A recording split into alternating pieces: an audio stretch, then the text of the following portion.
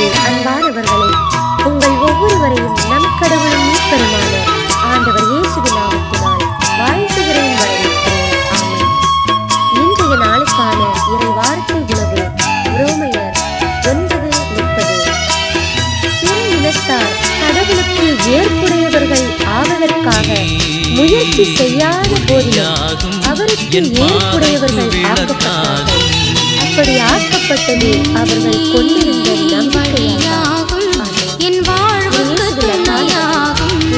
இறைவார்த்தை மூலம் நாம் அறிந்து கொள்ள வேண்டும். பிறவினத்தார் கடவுளுக்கு ஏற்புடையாதவர்களாயினும் அவர்கள் நம்பிக்கையால் ஏற்புடையவர்கள் ஆனார்கள் என்று